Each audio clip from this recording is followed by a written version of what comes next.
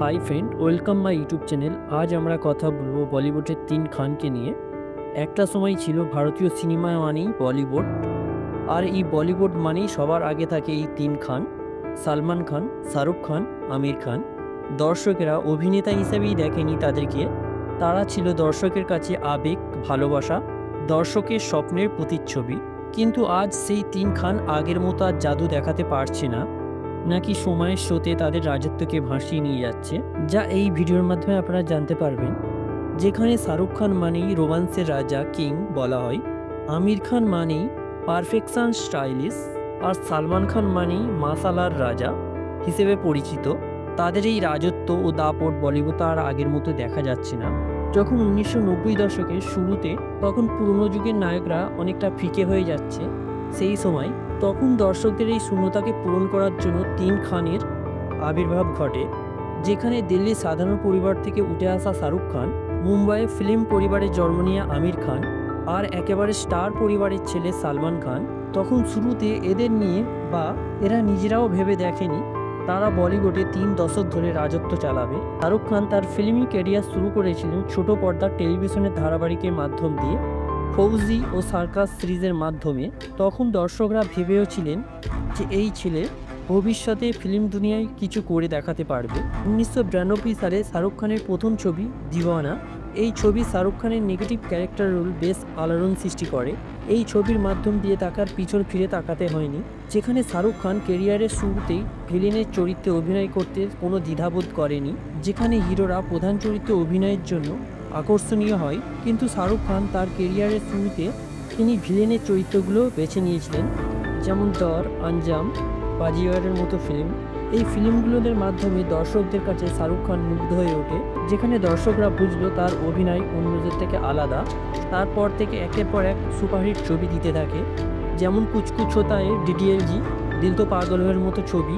এই ছবিগুলি তাকে বানালো কিং অফ রাজা, রোমান্সের হিরো হিসেবে পরিচিতি। কেরিয়ারের শুরুতে শাহরুখ খানের একের পর এক ছবি ব্লকবাস্টার দিতে থাকে। তার প্রত্যেকটা ছবিতে রোমান্স, অভিনয়, তার ভঙ্গি, চোখের চাউনি, যা কোটি কোটি দর্শকদের মনে মুগ্ধ করে। যেখানে আমির খান বলিউডে পা রাখেন কিয়ামত সে কিয়ামত ছবির মাধ্যমে, যা ছবিটা বিশাল হিট করে। আমির খান কেরিয়ারের শুরুতে বিভিন্ন চরিত্রে অভিনয় করে, রাজা হিন্দুস্তানি ও সারফরোশ তাকে বানালো বাণিজ্য হিরো হিসাবে। তারপর লাগান, রং দে বাসন্তী এবং তারে জমিন পার, তার এই ছবিগুলি দর্শকদের কাছে সামাজিক বার্তার নায়ক হয়ে ওঠে। তারপর গজনী, 3 ইডিয়েট, পিকে, দাঙ্গলের মতো ছবিগুলি তাকে আকাশ ছোঁয়া সাফল্য এনে দেয়। এবং আমির খান নিজেকে মিস্টার পারফেকশনিস্ট বলতে, কারণ তিনি প্রতিটি ছবিতে নতুন লুকে, কখনো তিনি একটি ফিল্মে ওজন কমাতেন এবং বাড়াতেন, কখনো নতুন লুকে, কখনো নতুন ধাঁচে। তিনি প্রত্যেকটা সিনেমায় নিজে পারফেক্টভাবে গড়ে তুলতেন। আর সালমান খানের প্রথম ছবি মেনে প্যার কিয়া, এই ছবিটি বলিউডে ব্যাপক সাড়া ফেলে। এরপর থেকে সালমান খান একের পর এক হিট ছবি দিতে থাকে।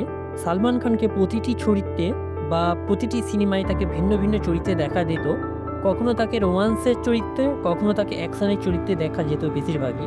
কারণ অর্জুন, বাগবান, ওয়ান্টেড, দাবাংয়ের মতো ছবি। আবার রোমান্সের দিক থেকে হাম আপকে হে কোন, হাম দিল দে চুকে সানাম আর হাম তুমারে সানামের মতো ফিল্মগুলো। বিভিন্ন অ্যাকশন ও ভ্যারাইটি সিনেমার কারণে সালমান খান দর্শকদের কাছে এন্টারটেনমেন্টের রাজা হয়ে ওঠে। তার সিনেমা মানেই বড় ধরনের বাজেট, বক্স অফিসে ঝড় ওঠে। অ্যাকশন, নাচে, গানে তার ফিল্ম বাজিমাত করে তোলে। বজরঙ্গি ভাইজান ফিল্ম দিয়ে দর্শকদের কাছে তিনি ব্যান্ড হয়ে ওঠেন। তিনি বজরঙ্গি ভাইজান নামে খ্যাতি পান। যেখানে এই তিন খান মিলে 1990 থেকে শুরু করে এখনও পর্যন্ত তাদের রাজত্ব কায়েম করে চলেছে। যেখানে এই তিন খানের কারণে বলিউড ইন্ডাস্ট্রি বাইরের জগতে ব্যাপক সাড়া ফেলে। তাদের সিনেমা মানেই বক্স অফিসে গ্যারান্টি, কোটি কোটি ভক্ত তাদের নিয়ে উচ্ছ্বাস, এবং ইন্ডিয়ার বাইরেও তাদের ফিল্ম বক্স অফিসে ঝড় তোলে। কিন্তু যত বড়ই রাজত্ব হোক না কেন, সময়ের সাথে সাথে তাদের পতন অনিবার্য, এবং সময়ের নিয়মে তাদের প্রতিটি রাজত্ব হারাতে হয়। এবং সময় বদলায়, তার সঙ্গে বদলায় মানুষের রুচি। যেখানে তিন খানকে নিয়ে বলিউডে এতটা উচ্ছ্বাস, যাদের সঙ্গে অভিনয় করার জন্য যে কেউ আর্টিস্ট আকুল হয়ে থাকতো। 2020 পর থেকে এই তিন খানের সময় তাদের রাজত্ব অনেকটা হারাতে বসেছে। যেখানে 1990 ও 10 সালে এদের একতরফা রাজত্ব, 2020 পর থেকে তা পুরোপুরিভাবে ভেঙে পড়েছে। যেখানে দর্শকরা একই মুখ বারবার দেখা, সিনেমার মধ্যে একই রোমান্স, অ্যাকশন, ভঙ্গি ও চোখে চাউনি যা দর্শকরা একঘেয়েমি হয়ে পড়ে। সেই সাথে সাউথ সিনেমার উত্থান ঘটে, যেখানে নতুন চরিত্র, নতুন মুখ, নতুন স্টাইল, নতুন স্টোরি যা দর্শকদের মুগ্ধ করে, যা ভারতীয় কালচার, ল্যাঙ্গুয়েজ, স্টোরি ফুটে ওঠে সাউথ ইন্ডিয়ান মুভির মাধ্যমে। যেমন south Indian film Baahubali series, যা গোটা ভারত সহ বাইরের জগতেও সাড়া ফেলে। তারপর এলো কেজিএফ, পুষ্পা, RRR মুভিগুলি যা বলিউডকে পিছনে ফেলে দিল। এই ফিল্মগুলো ভারতীয় ছোঁয়া লাগানো, ভারতীয় গল্প, স্টাইলিশ হিরো, শক্তিশালী ভিলেন, যা দর্শকরা এই ফিল্মগুলোকে দেখে মুগ্ধ হয়ে ওঠে। এবং বলিউড ফিল্ম পিছিয়ে পড়ে।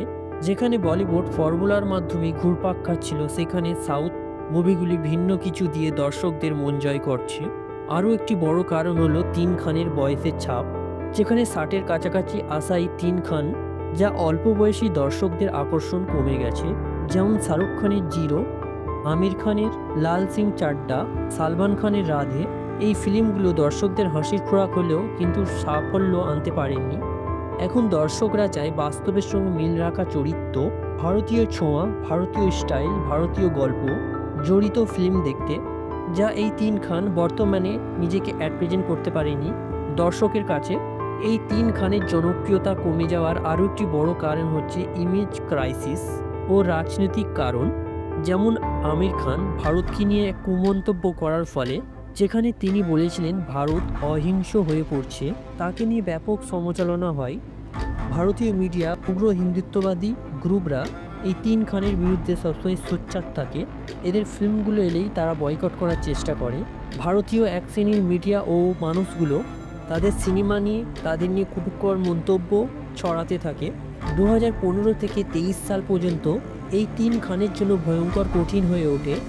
যেমন শাহরুখ খানের ফ্যান, জিরো, জব ভি হেরি মেড, সেজলের মতো ফিল্মগুলো বক্স অফিসে মুখ থুবড়ে পড়ে। আমির খানের thugs of Hindustan, Lal Singh Chaddha cinema হলে পুরোপুরি ব্যর্থ হয় এবং সালমান খানের রাধে, রেস্ত্রী, টিউবলাইটের মতো ফিল্মগুলো বক্স অফিসে কোনো সাড়া পায় না। তার সাথে রাজনৈতিকভাবে চাপ, মানুষের অনিচ্ছুক মনোভাব তাদের নিয়ে। যখন এই তিন খানের কেরিয়ার নিচের দিকে ধীরে ধীরে নামতে শুরু করলো, এই তিন খান তারা প্রত্যেকেই চেষ্টা করছে তাদের ইমেজটা আগের মতো ফিরিয়ে আনার জন্য। যেমন শাহরুখ খান প্রায় 4 বছর বিরতির পর 2023-এর পর থেকে পাঠান সিনেমা দিয়ে বক্স অফিসে ঝড় তোলে। তারপর এলো জওয়ান, যা বক্স অফিসে আবারও ব্লকবাস্টার হয়, যা শাহরুখ খান প্রমাণ করলেন তিনি এখনও দর্শকদের হলে মুগ্ধ করতে পারবেন। যেখানে আমির খান লাল সিং চাড্ডার ব্যর্থতার পর তিনি ঘোষণা করেন তিনি সিনেমা থেকে বেশ কয়েক বছর বিরতি থাকবেন। যেখানে সালমান খানেও আগের মতো ইমেজ ধরে রাখতে পারছে না, তার সিনেমাগুলি বক্স অফিসে টেক্কা দিতে পারছে না এবং সেই সাথে তাদের আগের মতো ফিল্মের সংখ্যাও কমে গেছে। আজকের দিনে এই তিন খানের বড় সমস্যা হয়ে দাঁড়িয়েছেন, তাদের ভক্তরা দুইভাবে বিভক্ত হয়ে গেছে। এই তিন খানকে নিয়ে রাজনৈতিকভাবে ভারতে ব্যাপক সমালোচনা হয়, যেখানে এক দল এদের প্রশংসা করলেও অন্য দল এদের সমালোচনা করে ও এদের বিরুদ্ধে কথা বলতে থাকে। শুধুমাত্র এই তিন খানের ঘাড়েই সংকট নেমে আসে। বলিউডে বড়সড় সংকট দেখা দিয়েছে বাণিজ্যিকভাবে, যেখানে তিন খানকে ঘিরে তো বলিউডে বাণিজ্যিক আয় আসতো, যেখানে বলিউডে বাণিজ্যিকভাবে আয় করতে পারছে না, বড় কোনো বাণিজ্যিকভাবে আয় দেখা যাচ্ছে না বলিউডে। এই তিন খানের ব্যর্থতা ও শূন্যস্থান এখনো পর্যন্ত বলিউডে কেউ পূরণ করতে পারছে না, যা বলিউডের একটি বড় সংকট। আজকের দিনে দাঁড়িয়ে তাহলে বলিউডের জন্য বড় একটি প্রশ্ন, তাহলে এই তিন খান ধীরে ধীরে কি পতনের মুখে চলে যাচ্ছেন, ইতিহাস হয়ে থাকবেন, নাকি নতুন করে আবার এরা ঘুরে দাঁড়াতে পারবে? সেদিক থেকে দেখতে গেলে শাহরুখ খান হয়তো নতুন চরিত্রের মাধ্যমে নতুনভাবে জায়গা তৈরি করে নিতে পারবে। আমির খান হয়তো আবার কন্টেন্ট ইভেন্টের মাধ্যমে নিজেকে প্রমাণ করতে পারবে পারফেক্টনিস্ট হিসাবে। সালমান খান হয়তো প্রযোজক বা মেন্টরেটের ভূমিকায় নিজেকে আগিয়ে নিয়ে যেতে পারবে। কিন্তু সময়ের সাথে সাথে এই তিন খানের বিষয় নিয়ে বোঝা যায় আগের মতো বলিউডে তাদের একচ্ছত্র আধিপত্য থাকবে না। তাদের নিয়ে ভিন্ন ক্যারেক্টার, ভিন্ন রূপে বলিউডে দেখতে পেলেও যেখানে ভারতীয় সিনেমা মানে বলিউড নাম্বার 1, সেখান থেকে পিছিয়ে পড়েছে। যেখানে দক্ষিণীয় সিনেমাগুলির অগ্রগতি বেড়েছে, যার ফলে বলিউড ও দক্ষিণীয় সিনেমাগুলির মধ্যে কম্পিটিশান বাড়ছে। যেখানে একটা সময় ছিল ভারতীয় সিনেমা মানেই ভারতীয়, শাহরুখ খানের চোখের চাউনি এবং আমির খানের নিখুঁত অভিনয়, সালমান খানের স্টাইল, যার ফলে বলিউড সম্পূর্ণ হয়ে উঠত যেখানে বলা হয় এই তিন খান ছাড়া বলিউড পুরোপুরি অসম্পূর্ণ। কিন্তু আজ সেই তিন খানের রাজত্ব শেষ হতে যাচ্ছে। তাদের সিনেমা মানেই উৎসব, তাদের সিনেমা মানেই আবেগ। কিন্তু এখন সময় বদলাচ্ছে, মানুষের রুচি বদলাচ্ছে। রাজত্ব যতই দীর্ঘ হোক না কেন, একদিন তাদের পতন হবেই। তবে ভবিষ্যতে আগের মতো তারা বক্স অফিসে কাঁপাতে পারবে না। প্রতি বছর তাদের সিনেমা হয়তো হলে দেখা যাবে না, তবে কিন্তু বলিউডের ইতিহাসে লেখা থাকবে এই তিন খানের নাম, যা 3 যুগ ধরে বলিউড রাজত্ব করা গরিমা। তারা শুধু নায়ক নয়, বলিউডের 3 যুগের প্রতিচ্ছবি। আশা করি আপনাদের ভিডিওটা ভালো লেগেছে, তাই এই ধরনের ভিডিও পেতে প্লিজ সাবস্ক্রাইব করবেন।